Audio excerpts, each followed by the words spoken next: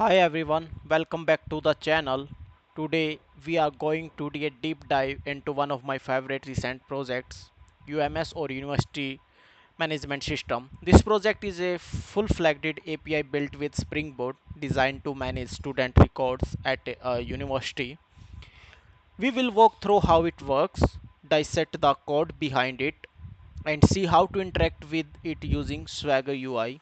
By the end of this video, we will have a strong grasp of how to build and deploy a CRUD API, and I will share some useful tips that can help you in your own backend development projects. Make sure to stay tuned for the live demo. So firstly, what exactly is UMS? In a nutshell, UMS is a Java-based API designed to handle the most common operations for a university student database. These operations are known as CRUD, and meaning of the CRUD is C for create, R for read, U for update, D for delete. Create for create new student records, read for read exiting student details, update for updating the information which we exist in the database, D for delete records when no longer needs or needed. Okay, this backend application follows the REST architectural style, which makes it lightweight, scalable, and easy to integrate with other services. The sorry, the idea is that any university could adopt this system to efficiently manage their student records using nothing more than http request. Okay, and because we are using Swagger UI, testing and integrating with the API has never been easier. Swagger allows you to document and visualize your API, so you don't have to manual set up external tools like Postman to check your endpoints. You can check out the live demo of this project using the link in the description, where you can explore the Swagger UI and directly interact with the API. Now let's take a quick look at the tech stack behind this project.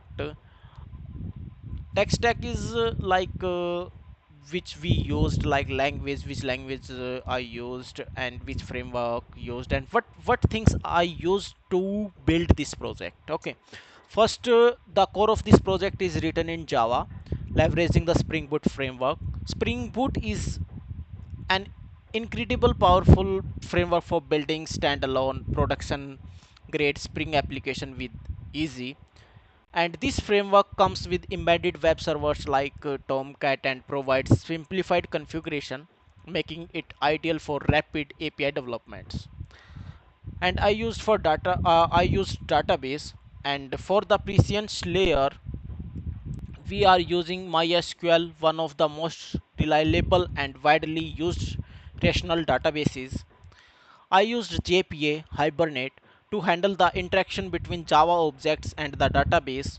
I have utilized JPA. JPA is a Java Presence API with Hibernate as the ORM provider. ORM is a object relational mapping, and this simplifies the process of converting data between Java objects and the database. The overall design follows a layered architecture which separates the responsibilities into different tiers. First is control layers. Okay, handles incoming HTTP request and delegates them to the service layer. Second is service layer, that is the service layer. Okay, and contains the business logic of the applications. And one is repository layer, interacts with the database to perform CRUD operations on the data. These separations of concerns helps in keeping the code base clean, maintainable, and scalable. And first up, let's explore the control layer. This class exposes several endpoints that allows user to interact with the student data, like adding a new records, fetching a student details, updating information, and deleting records. And the beauty of Spring Boot is how simple this is to set up. Just a few lines of code and you have a fully functional REST endpoints. And second is a services. Moving to the service layer, this class is the brain behind the API. It contains the business logic that connects the controller to the database. If we need to update a retrieved data, similar service method exists for those operations, ensuring that our code stay clean and easy to manage. And another key point to note is that the service layer is where you can add validation logic, such as ensuring no duplicate records are created, or handling business rule like preventing the deletion of students who are still enrolled in active courses or like that. And after that we move to the repository, which interacts directly with the database using Spring Data JPA. The beauty of this setup is that you don't have to write SQL queries for basic operations. Spring takes care for the SQL behind the scenes based on the method signatures you define. And the interaction between the controller, service layer and repository layers is seamless and designed to ensure that each layer is responsible for a specific task, making the system highly scalable. And one thing is I used a another dependencies. The dependency is a com.microsoft SQL server. It's for used for Microsoft Azure SQL database. And I write the configuration like that, database URL, Swagger enable and auto update. And in this URL provide the password and user, and it is a production database. I use the production database. And I am using a student plan in Microsoft Azure. I have not a subscription plan, so I am unable to use after some times because that is some limits. It's provide some cost or like dollars if you want to use SQL database in Microsoft Azure. You pay some dollars, and in students plan it's provided by the Microsoft Azure free of cost. So that's why I have some limits to use the SQL database in Microsoft Azure. And after sometimes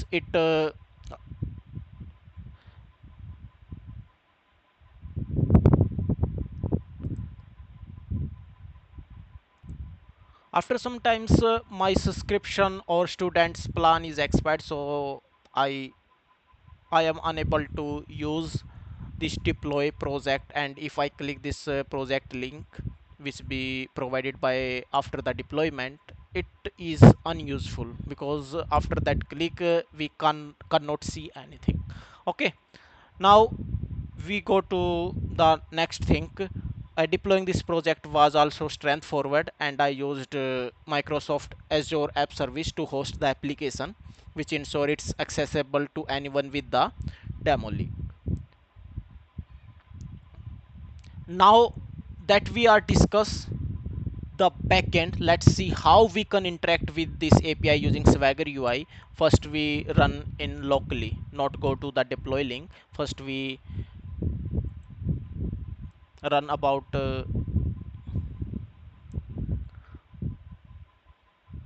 how we run this application locally. Click on that, and after it show something starting point, it says Spring Boot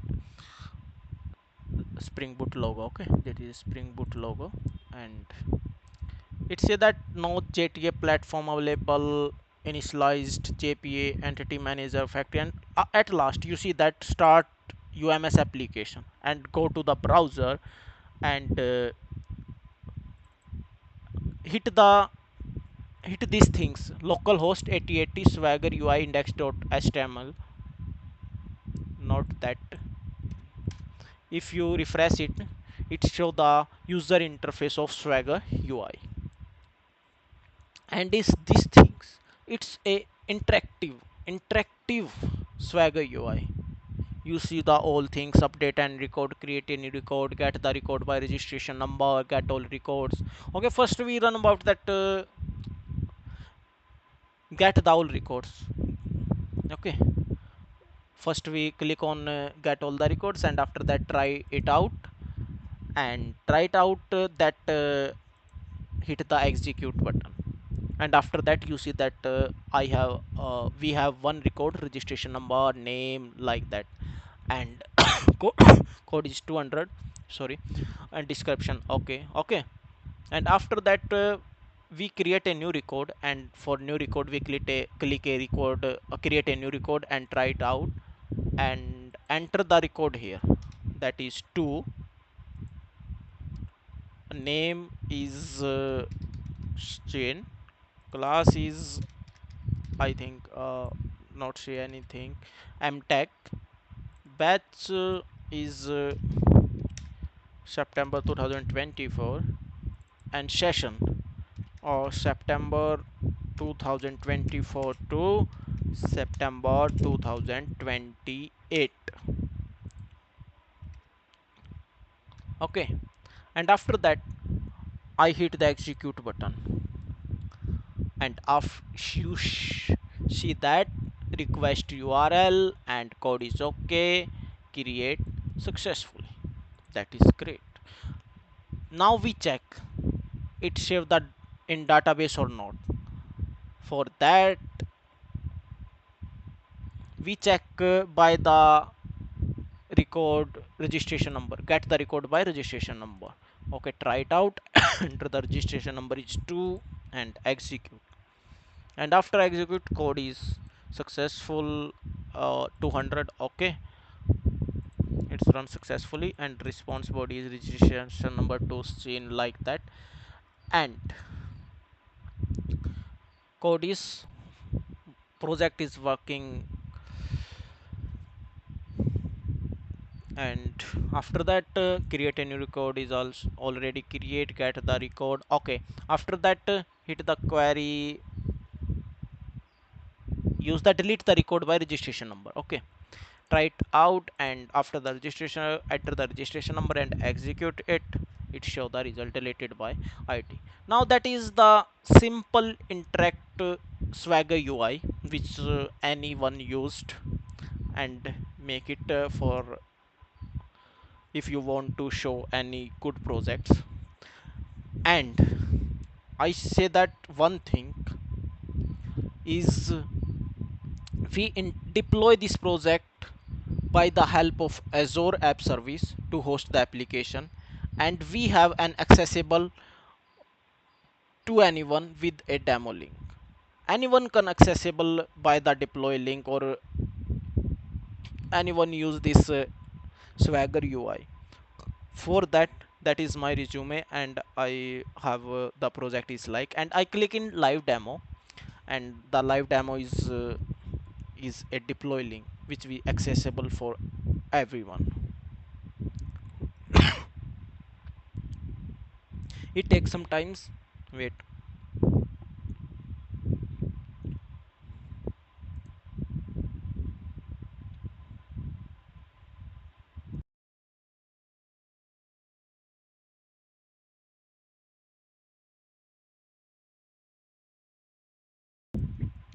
Now you see that it's working. Okay, it's a deploy link.